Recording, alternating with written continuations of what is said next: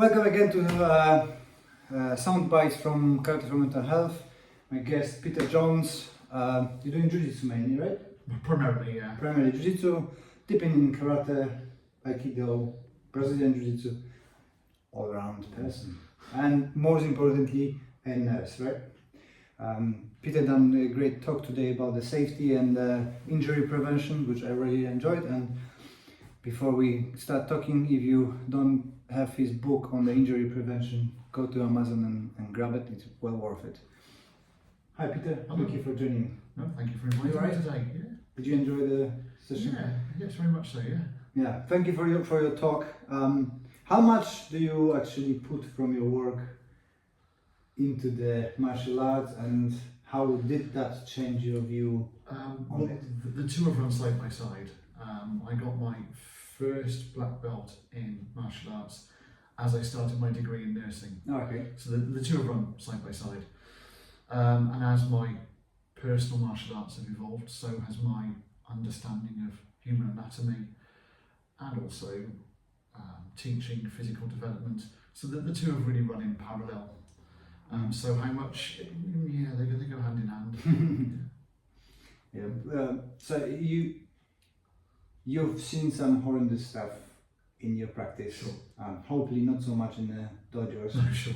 But what are the most kind of mistakes made by martial arts coaches on the floor that you could kind of improve their behavior, let's say, with all the stuff? I think that there are two things. One is the club culture, and that's a mistake that I see, is there are people out there who take up martial arts with the intention of hurting people. Yeah. Or they take up martial arts to win medals without regard for their training partners. And really a good instructor needs to identify negative behaviours, negative attributes, and maybe sometimes that person just needs educating and they can be an asset to the club. Maybe that person isn't suited to martial arts. Yeah. So I think that's one thing, is making sure the club culture is in place, that we're all there to mutually improve, we're all there acknowledging that what we do is potentially dangerous, but we are acting in a way that we take responsibility for our own health, but crucially we take responsibility for our training partner's health. It is possible to get very good whilst being very safe. Yeah, for sure. And I think the other mistake that some people will make is not taking, we talk about every martial arts instructor does first aid, that's part and parcel of life and work, but not many people I think take the prevention aspect seriously. In terms of your vetting of your students, and by vetting I don't mean anything radical, I don't mean extensive interviews, I just mean things like, most clubs will have an application form where you give your emergency numbers and declare you're not a criminal and that sort of thing, and declare your specific health issues, and I don't think instructors take account of that. Or indeed just think about things like the training environment and the room you use, because of course some of us will use permanent dojo and some of us will use a little church hall, and they've all got their benefits and sometimes risks. Who was using the hall the night before, for example. Yeah, I've got a lot in my other venue that coming in and there's cake on the floor and stuff, and you have to, or glass. Yeah, it meant to be cleaned, but if you don't do it, people won't do it and they won't do their good job. So how long have you been doing martial arts now? 34 years. Too long. Yes. Yeah, I started in 1990 when I was 11. What took you into the jiu-jitsu? Why jiu-jitsu is the The main club opened. So back then, things are very different now. Of course, there's martial arts on every street corner. Every man and his uncle can teach martial arts, some better than others. But back then, so my first martial art was Lao Gar Kung Fu. And you might say why? It's because that was the club that was there. That was what our town had. Why did I take up jiu-jitsu? Because a club opened in the town I lived in.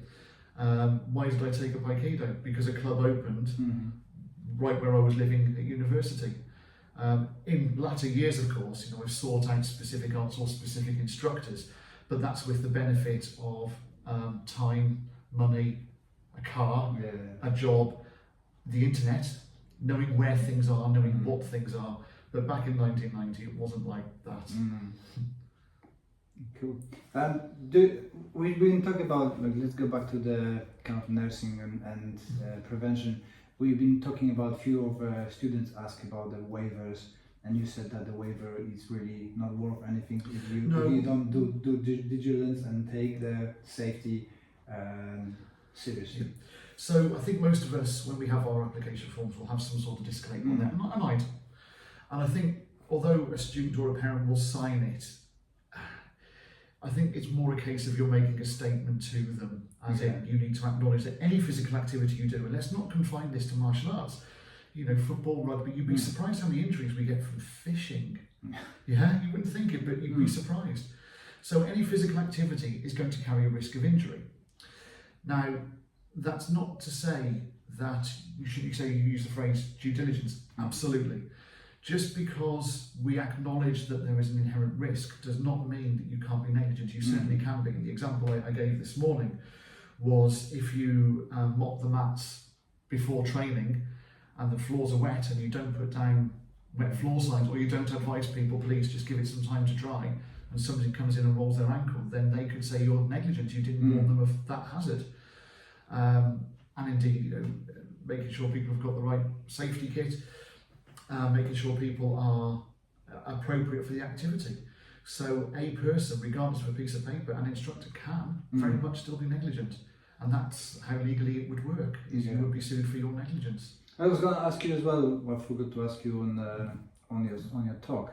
You said that if people are insured, so my understanding of the insurance member to member is not for the activity, it is what everything happens around. So if I leave something a bag and they trip over, it doesn't protect students from being punched during sparring and accidentally losing the tooth. Okay. Or is my understanding wrong? Okay, so there are a number of factors to this. So firstly, all insurance is not the same, and you need to check with your insurer or your insurance intermediary as to what insurance is in place and for what and why. So yes, you should have member-to-member insurance, and you should have insurance that will cover you for your own personal injuries. So for example, you talk about a tooth being knocked out, does your insurance cover dental fees? Does your insurance cover physiotherapy, for example? But what you also need is third-party insurance, because you need, and I'm talking about the instructors now, not students, but if you think about parents watching, if a parent trips over a piece of equipment or slips over the wet floor. That's the public liability. Yes, right? Exactly, yes. So you need that insurance in place as well. And in my experience, most, if not all, insurance providers will provide both. But again, it is down to the instructor to make sure they have got the correct insurance in place. And I think a lot of it, certainly when I started teaching, I was part of a big organisation and I just paid my insurance and got it and just accepted.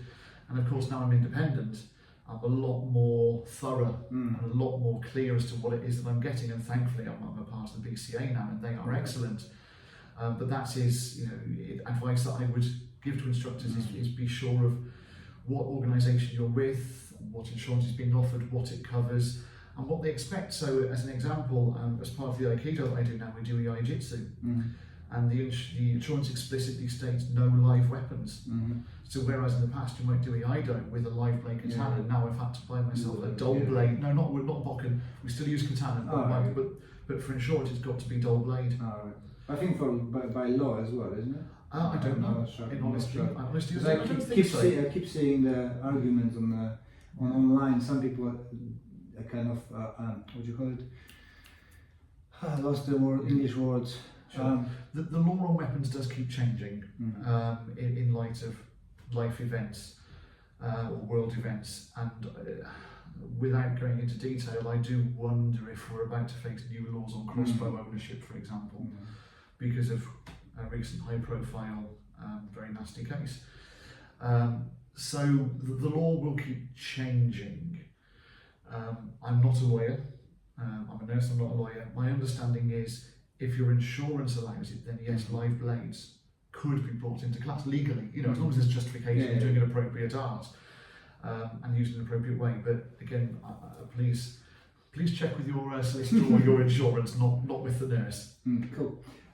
Remember, guys, Peter's book is available on Amazon and through your website. No, just on Amazon. Just on Amazon. Yeah. Title? It is Ninja Nurse, The Essential Guide to Injury Management in Martial Arts. Go and grab it. Thank you very much, Peter. Thank you. Pleasure.